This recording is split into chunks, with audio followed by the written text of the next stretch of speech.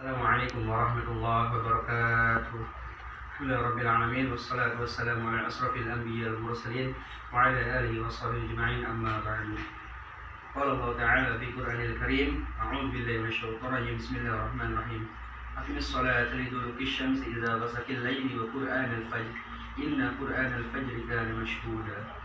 Artinya, dirikanlah salat dari sesudah matahari tergelincir sampai gelap, dan dirikanlah pula salat di waktu subuh. Sesungguhnya salat subuh itu disaksikan oleh malaikat. Quran surat Al-Isra ayat 78.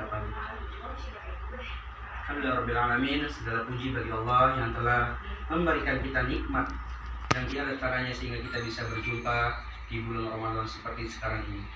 Salawat serta salam tak lupa kita panjatkan kepada junjungan kita Nabi Muhammad SAW yang telah membawa kita dari zaman ke-8 hingga ke zaman terang-benderang seperti sekarang ini.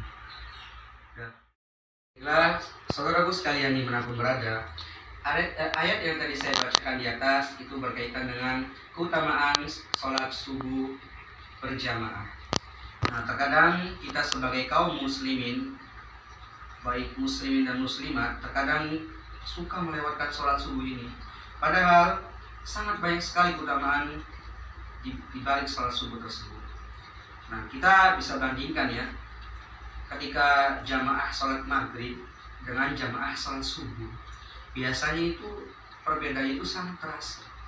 Nah, padahal sholat subuh ini banyak sekali pahalanya, dan begitupun fadilah-fadilahnya itu sangat besar bagi kita semua. Nah, keutamaan sholat subuh yang pertama diantaranya yaitu salah satu penyebab masuk surganya kita.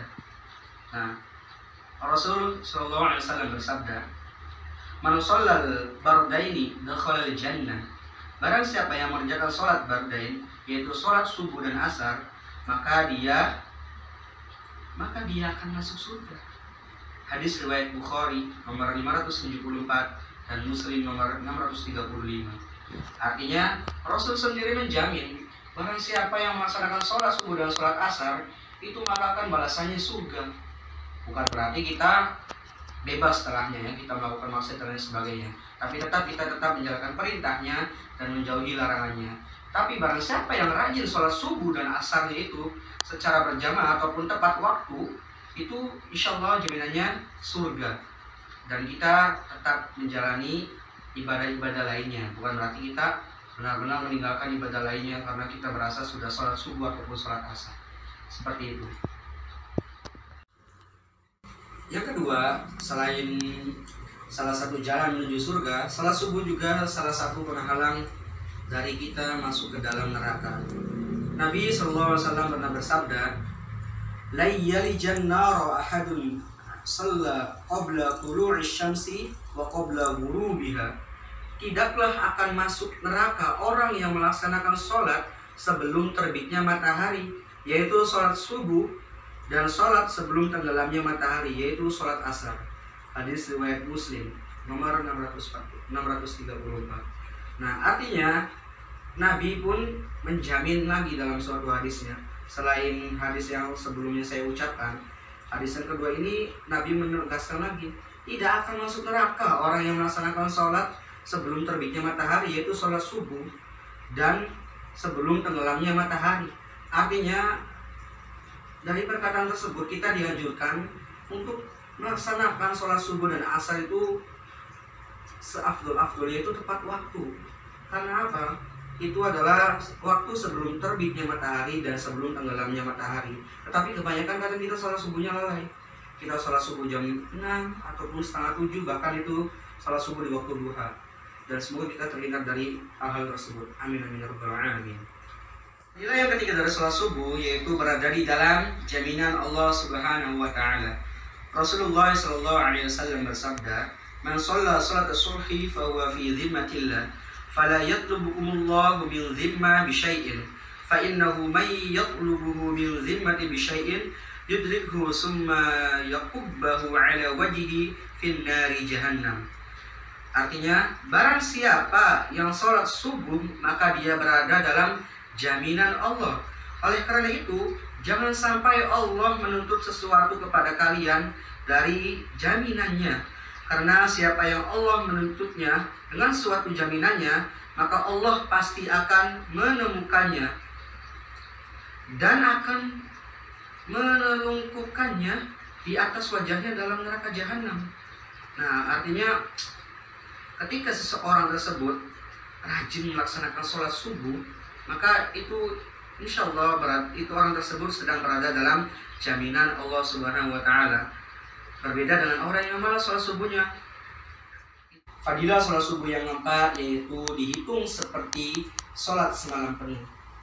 Nabi SAW bersabda, "Man shallal 'isha fi jama'ati faka'annama qama nisful lail, wa man shalla subhi fi jama'ati faka'annama shallal laila kulluhu." Artinya, barang siapa yang sholat isya berjamaah, maka seolah-olah dia telah sholat malam selama separuh malam. Dan barang siapa yang sholat subuh berjamaah, maka seolah-olah dia telah sholat seluruh malamnya. Hadis riwayat Muslim. Nah, artinya di sini pahala sholat subuh itu sangat luar biasa ya. Lebih utama dari sholat-sholat lainnya. Pahalanya bisa kita dianggap telah sholat selama semalam penuh dengan menjalankan sholat subuh berjamaah. Artinya di sini Allah memberikan pahala yang tidak main-main bagi orang yang sholat subuhnya rajin ke masjid ataupun rajin berjamaah di rumah, sholat subuhnya tepat waktu. Itu akan dibalas oleh Allah dengan ganjaran yang sangat besar. Karena apa? Sholat subuh ini sangat berat dilakukan. Karena di waktu pagi yang biasanya cuacanya sangat dingin atau kita sedang nyenyak-nyenyaknya dalam tidur, maka dari itu hanya sedikit orang-orang yang biasanya kuat melaksanakan untuk sholat subuh berjamaah. Yang terakhir yaitu disaksikan para malaikat. Qala Rasulullah sallallahu alaihi wasallam, "Wa tajtami'u malaikatul laili wa malaikatul nahari fi salatil fajri." Dan para malaikat malam dan para malaikat siang berkumpul pada salat fajar atau salat subuh. Hadis riwayat Bukhari. Nah, di sini keutamaan bagi orang yang suka melaksanakan salat subuh. Salatnya itu disaksikan para malaikat.